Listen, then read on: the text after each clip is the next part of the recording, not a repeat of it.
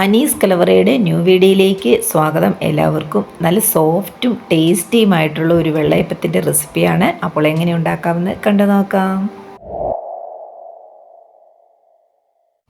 250 ml കപ്പിന് 2 cup പച്ചരി നന്നായിട്ട് കഴുകിയതിന് ശേഷം ഒരു 6 മണിക്കൂർ കുതിർത്ത് എടുത്തിരിക്കുന്നതാണ്. ഇത് വെള്ളമൊക്കെ ഒന്ന് കളഞ്ഞതിന് ശേഷം നമുക്ക് പകുതി മിക്സിയുടെ ജാറിലേക്ക് ഇട്ട് കൊടുക്കാം. ഇനി കുറച്ച് വെള്ളം ചേർത്ത് കുറേശ്ശെയായിട്ടാണ് അരച്ചെടുക്കേണ്ടത്. അപ്പോൾ ഒരു 1/2 കപ്പ് വെള്ളം എടുത്തിട്ടുണ്ട്. ഇതിലേക്ക് കുറച്ച് വെള്ളം ഒഴിച്ച് നന്നായിട്ടൊന്ന് അരച്ചെടുക്കാം. അരച്ച മാവ് ഒരു പാത്രത്തിലേക്ക് ഒഴിച്ചു കൊടുക്കാം. ഇനി ഇതിൽ നിന്ന് ഒരു 2 സ്പൂൺ അളവിൽ വേറൊരു പാത്രത്തിലേക്ക് മാറ്റാം. ഇത് കപ്പി കാച്ചി എടുക്കാനായിട്ടാണ്. അപ്പോൾ 2 സ്പൂണാണ് എടുത്തിരിക്കുന്നത്. ഇതിലേക്ക് 250 ml കപ്പിന് 1/2 കപ്പ് വെള്ളവും കൂടെ ഒഴിച്ചതിന് ശേഷം നന്നായിട്ടൊന്ന് മിക്സ് ചെയ്യുക. മിക്സ് ചെയ്തിട്ട് നമുക്കിത് ഗ്യാസിൽ വെച്ച് ചെറിയ തീയിൽ ഒന്ന് കപ്പ് കാച്ചി എടുക്കാം. അപ്പോൾ കുറച്ചും കൂടെ വെള്ളം ചേർത്ത് കൊടുക്കുന്നുണ്ട്. നന്നായിട്ട് മിക്സ് ചെയ്യുക. ഇനി വെച്ച് കൊടുക്കാം. സ്റ്റൗവിലേക്ക് വെച്ചിട്ടുണ്ട്. അപ്പോൾ ലോ ഫ്ലെയിമിലിട്ട് ചെറുതായിട്ട് നന്നായിട്ട് ഇളക്കി കൊടുക്കണം. ഇളക്കി നമുക്കിത് ഒന്ന് കുറുക്കിയെടുക്കുകയാണ് ചെയ്യുന്നത്. അപ്പോൾ നന്നായിട്ട് കുറുകി വന്നിട്ടുണ്ട്. ഈ ഒരു പരുവാകുമ്പോൾ എടുത്ത് മാറ്റാം. ഇതിനി തണുത്തതിന് ശേഷം നമുക്ക്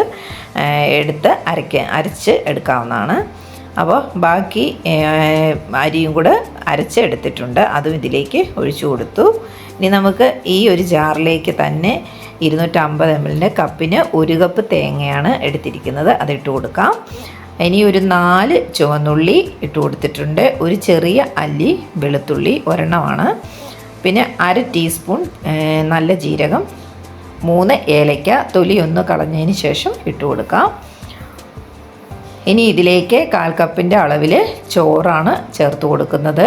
പിന്നെ കുറച്ച് തേങ്ങ വെള്ളം കൂടെ ചേർത്ത് കൊടുക്കുന്നുണ്ട്, ഒരു 1/4 കപ്പ് അളവ്. ഇനി ഇതിലേക്ക് കപ്പി കാച്ചി വെച്ചിരിക്കുന്നതും കൂടെ തണുത്തതിന് ശേഷം ചേർത്ത് കൊടുക്കാം. ഒരു 1/2 ടീസ്പൂൺ അളവിൽ ഈസ്റ്റാണ് ചേർത്ത് കൊടുത്തിരിക്കുന്നത്. ഇനി 1/2 കപ്പ് അളവിൽ വെള്ളം എടുത്തിട്ടുണ്ട്. കുറച്ച് വെള്ളം ചേർത്ത് കൊടുക്കുക. അതിനുശേഷം നന്നായിട്ട് അരച്ചെടുക്കാം. അപ്പോൾ വെള്ളം ഒരു കാരണവശാലും കൂടി പോകരുത്. ഒരു കുറുകിയ ഇതിൽ വേണം നമുക്ക് ബാറ്റർ കിട്ടേണ്ടത്. അപ്പോൾ നന്നായിട്ട് കൈ കൊണ്ട് നന്നായിട്ട് മിക്സ് ചെയ്യുക. കുറച്ച് സമയം കൈ കൊണ്ട് തന്നെ ഒന്ന് മിക്സ് ചെയ്യുക.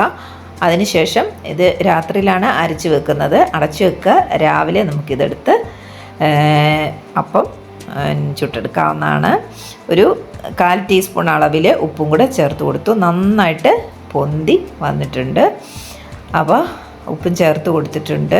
ഇനി ഇതിലേക്ക് വേണമെങ്കിൽ ജീരകം അരയ്ക്കാണ്ട് വെറുതെ ചേർത്ത് കൊടുക്കാം. അത് ഇഷ്ടമുണ്ടെന്നുണ്ടെങ്കിൽ അങ്ങനെ ചേർത്ത് കൊടുക്കാം. ഇനി ഒരു ദോശക്കല്ലിൽ എണ്ണയൊന്ന് തടവിയതിന് ശേഷം ചൂടായ കല്ലിലേക്ക് ഒഴിച്ചു കൊടുക്കുക. ഒരു തവി അളവിലാണ് മാവ് ഒഴിച്ചു കൊടുക്കുന്നത്. ജസ്റ്റ് ഒന്ന് ചുറ്റിച്ചാൽ മാത്രം മതി. അതിനുശേഷം ബബിൾസ് വരുമ്പോൾ ഒന്ന് അടച്ചു വയ്ക്കുക. പിന്നെ തിരിച്ചിട്ട് കൊടുക്കാം.